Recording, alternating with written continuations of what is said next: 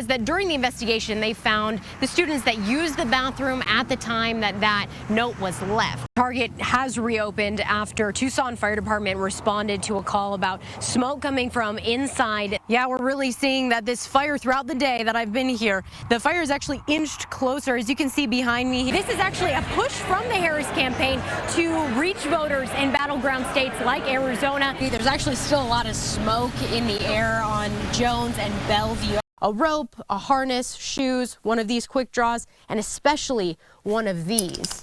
So it won't impact southeast Arizona, but we will see some tropical moisture. It's actually, they're already getting out the popcorn. It really smells like kettle corn out here. I'm ready to go. Once you put kettle corn out, I'm ready. This is the Salvation Army in Amphi, and it's the place the kids come to after school. So soon, it'll look like this. Affordable housing called Milagro on Oracle. So I'm going down memory lane quite a lot this morning. I got my old fanny pack and mask. If you want to start, you definitely should. Whoa, we're definitely coming down quick there, huh? This is a story that I've been following since IMU 360 broke ground here, and now I'm standing in the final product of their small home experience. I spoke to the resident who lives here. She shared her story and finally got to walk us through her new home. A new home. How you doing? This is my place. I feel like this is like a new chapter for me. A new chapter and the first place that Carmen Hernandez can call her own. I've been kicked out, moved around, just like it's really scary not knowing what the next move is. And knowing that I have a home here makes me feel complete. Carmen's journey began earlier this year. I caught up with her then when her place was just wood beams. I feel like a brand new person, like things are really changing. Hernandez's home is just one of IMU 360's 10 small homes for foster youth aging out of the system, ages 18 to 22. This home and everything is like me. Desiree Cook, the CEO and founder of the nonprofit, started this project in 2018. That this opportunity would be here. Again, I cannot say enough how humbled I am. And now finally cutting the ribbon on the village. And that we're able to finally showcase Tucson's first green, affordable, tiny home community. So I am grateful. These residents will be in the program for 2 to 3 years, and half of their rent will be put into an escrow account to help them buy a home later. The whole purpose to let them know that you're valuable. That is so cool. Hernandez and her neighbors will move in officially in January. I think we're just gonna sit and look at everything because I'm gonna be mind blown that this is actually here. Reporting from 22nd and Wilmot, Tina Giuliano, KGUN 9. 22-year-old Zariah Moreno lived here with her mom, a place where she furthered her love for makeup and loved her family. And I spoke with her mom and her dad about how they're picking up the pieces after Zariah's passing. She became my rock. This was Zariah Moreno, a best friend, sister, and daughter. She would dance, she would sing. If you see her video, she's always dancing, being silly. For her mother, Carmen Moreno, she would give anything to see the silliness again.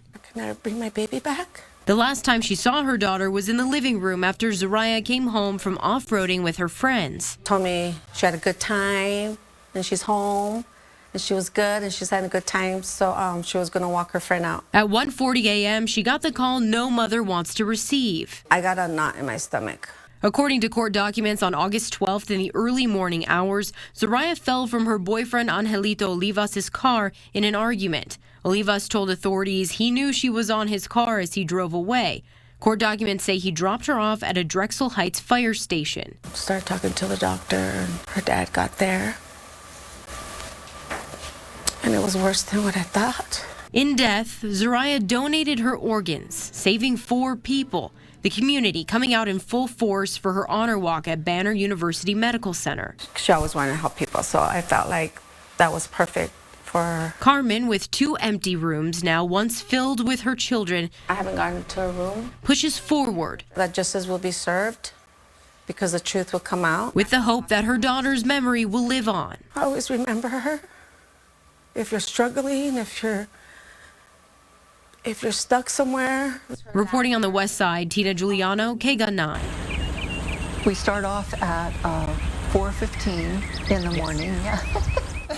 It's the best time of the day. Perched on a hill in Sonoyta is the Santa Rita Abbey. 7 times a day we stop our work, we stop everything, and we pray. So we support ourselves here by making altar breads. The nuns here are cloistered contemplatives, different from the sisters who work in schools or hospitals. Our ministry is one of prayer. The call to this life comes in different ways. I'm not a Catholic, but I think I want to be a nun. And at different times. I felt like God was calling me to be a nun after I made my first communion. After years of discernment and study, they came to the Santa Rita Abbey. It's not like a group of friends you picked out. It's like these are the people God has thrown you into the midst of. When we stand in choir, we have a place to put our... It's a rare look inside the Abbey because for contemplative cloistered nuns, they're committed to a life not often open to the public. It could be very interesting for people to know about different ways of walking this planet. But enter filmmaker Vicki Westover. It was a pretty rare opportunity to film inside an abbey. After over 4 years of work, she's putting their story on the big screen in her film Final Vows. Some serious conversations for a few months before they were, okay with letting us start. It became second nature for the nuns to have a camera around. So there's actually 2 scenes in the documentary. One, I'm in the bell tower trying to get this bell to stop squeaking. We got to know them very well and really came to love them. And a way to share their life and what drives them. Because we are cloistered, how would anybody know? The film will come to the Fox Theater on September 8th. Reporting in Sonoyta, Tina Giuliano, KGUN 9.